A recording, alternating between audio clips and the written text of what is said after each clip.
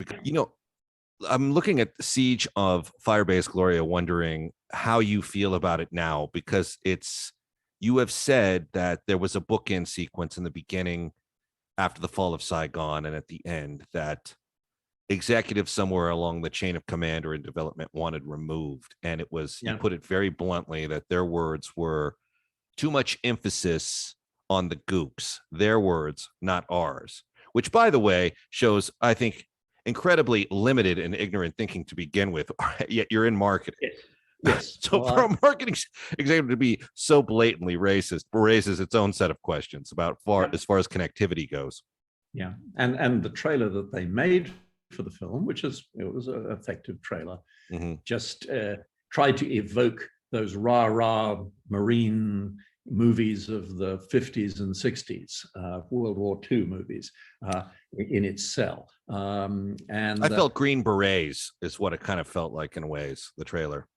Yes, unfortunately, and they thought that would work. That was absolutely diametrically the opposite of the kind of film that I wanted to make. I wanted to make a film about war and reconciliation. So I started 15 years after the war, where a disillusioned Marine who'd given his all and lost all his friends in the Vietnam War had ended up staying in Asia because he couldn't handle going back to the US. And I think there were many veterans of the Vietnam War that felt that way and stayed in Asia. And we used some of them on the movie.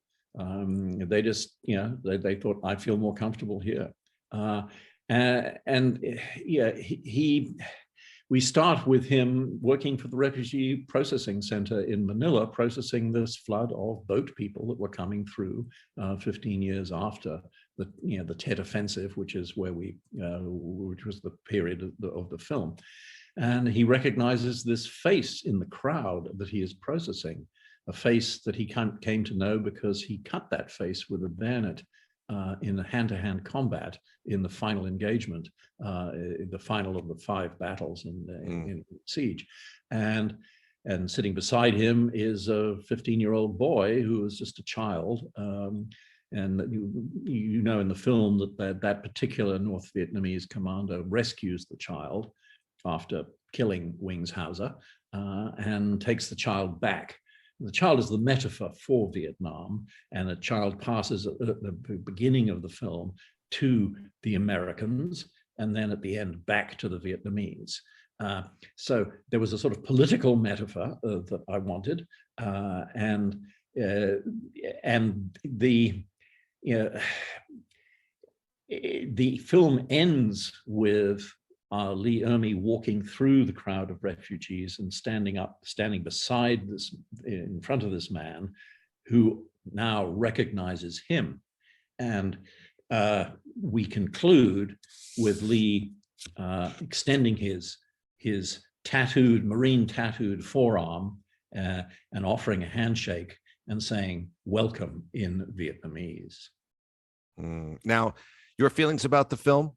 Well, I feel that that's the story I wish I had been able to tell, but the sales geniuses at the distribution company decided that was unpatriotic, and I was upset about it. Emphasis on nothing geniuses. else I could do. I had to. Well, there was something I could do, and one can always fight back in a little way without necessarily without it being seen. So the decision to cut what I call the bookends off the film occurred while I was doing recording post-sync dialogue, of which there was a lot because of the sound issues in the Philippines. So these things were snipped off the front and the end. And I thought, okay, how can I fix it? I can't change the image, but I can change the sound. So I introduced a great deal of narration from Lee Ermey. I was planning to have some, but I was able to get some of the political points I wanted across and show that he had compassion for the other side. And he then provides kind of the wrap up to the Vietnam War situation, that the Viet Cong lost lost the war to the North Vietnamese, which was ultimately not a good thing. But I was able to put it into some context, and as a result, veterans tell me that the film speaks truthfully to them about their Vietnam experience, even though I was obviously making it as a battle movie. Creative inspiration with pictures, in many a Last Stand movie, The Alamo, Zulu particularly, but within the framework of a commercial genre that will hook an audience of both the right and the left. I like to slip my little messages in. I even do them in horror films, So I'm very proud and pleased with Firebase, and I wish that footage could be rediscovered and a remastered version of what I originally intended could be made. It only exists in a VHS taken off the flatbed, chem editing machine, which is not very good quality. Yeah, that's sad to say. I mean, I was hoping to revisit the movie before we talked because it had been a while since I'd seen it.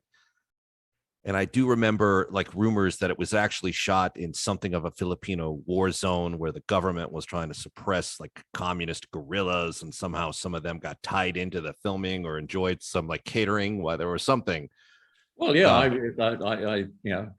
we hired the the New People's Army as our security guards.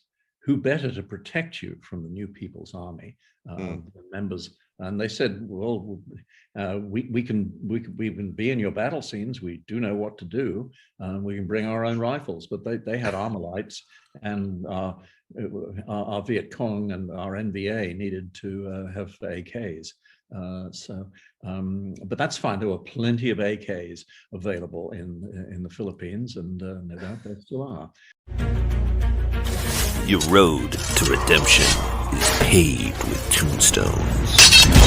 No quarter, kill all masters. Go to noquarterkillallmasters.com. Rated R.